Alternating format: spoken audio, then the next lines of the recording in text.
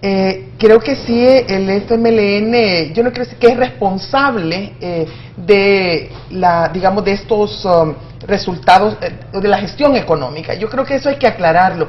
El FMLN no tiene responsabilidad en la gestión económica que ha llevado al deterioro en el poder adquisitivo de las personas. ¿Por qué? Porque el FMLN no tiene ninguna incidencia directa en la gestión del ciclo de las políticas económicas en el país.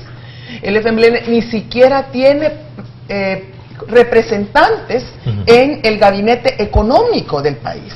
Entonces, las decisiones que el gobierno del presidente Funes ha tomado en materia económica han estado influenciadas por el Fondo Monetario Internacional, en primer lugar, porque ese tema de eliminar el subsidio al gas propano, o hacer toda esa reforma al subsidio, las presiones también porque se reduzca el subsidio al agua, el subsidio a la electricidad, y todo ese tema de los subsidios ha estado influenciado por el Fondo Monetario Internacional, ha estado avalado por los tanques de pensamiento de la empresa privada, mayor incremento en el salario mínimo, ¿verdad? Una regulación directa sobre el mercado, ciertos mercados en el país que son especialmente sensibles para el poder adquisitivo de las familias de menores ingresos, sobre todo, como es el caso de los alimentos y el caso de las medicinas, entre otros, ¿verdad? Entonces, todas esas políticas que han tenido ese impacto negativo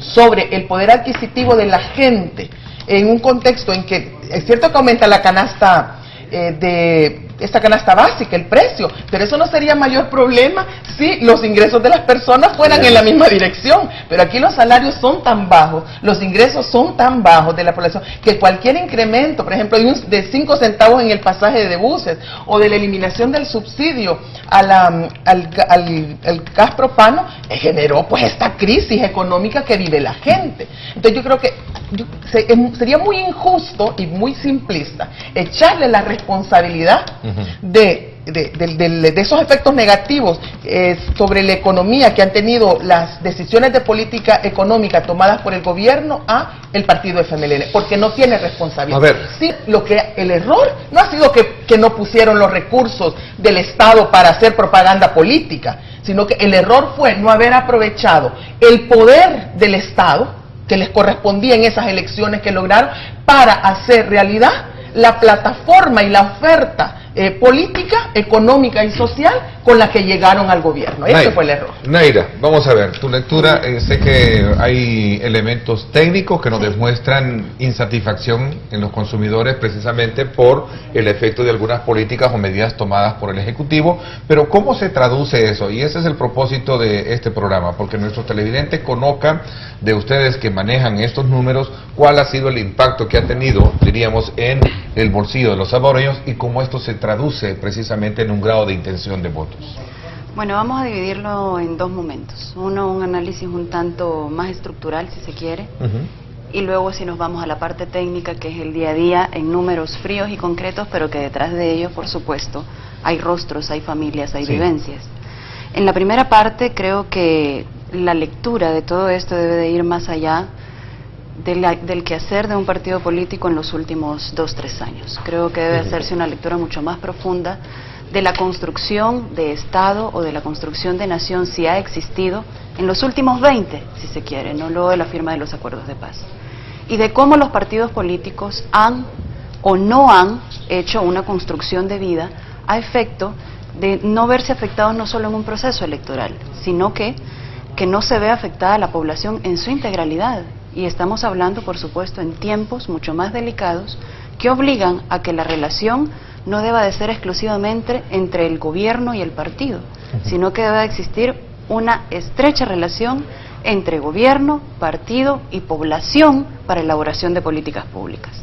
Creemos que independientemente del partido, el nombre del partido, evidentemente, esa es la gran ausencia en política, es decir, no hay una relación estrecha, directa con la población en general para medir con termómetro diario cuáles son las necesidades específicas, y obviamente esto hace perder la brújula de largo plazo y estar pensando en una competencia permanente, cual carrera de caballos en tiempos electorales. Lo hemos sostenido como Centro para la Defensa del Consumidor en varias ocasiones. Este país necesita consensos suficientes, necesarios, construcciones de largo plazo para poder salir de la crisis que tenemos y que, de acuerdo incluso a la gran dependencia en hidrocarburos, que ya lo vamos a ver que tenemos, se ve más lejos, se ve cada vez más lejano, ¿no? No hay mucho tiempo para pensar, para ejecutar y para evaluar las políticas públicas que se hacen.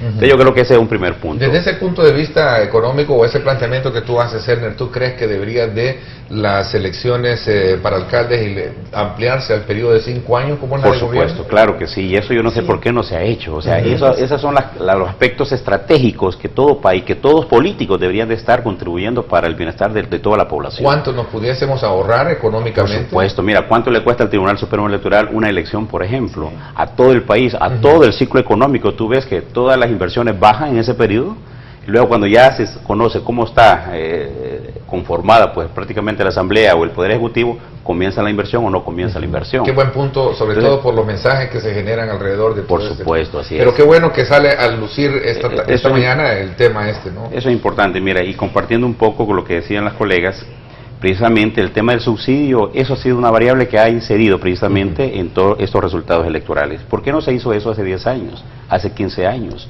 Esto te demuestra cómo los políticos realmente piensan únicamente en sus intereses y no en los intereses de una población en general.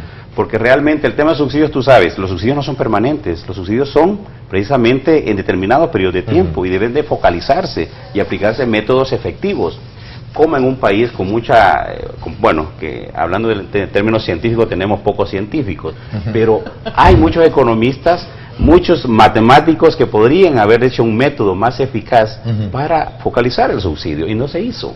Estamos hablando de todos los tipos de subsidio, el eléctrico, el subsidio al gas y todo eso, ¿no? Al final el gobierno con arena y gana, ¿verdad? Y porque beneficia a los empresarios.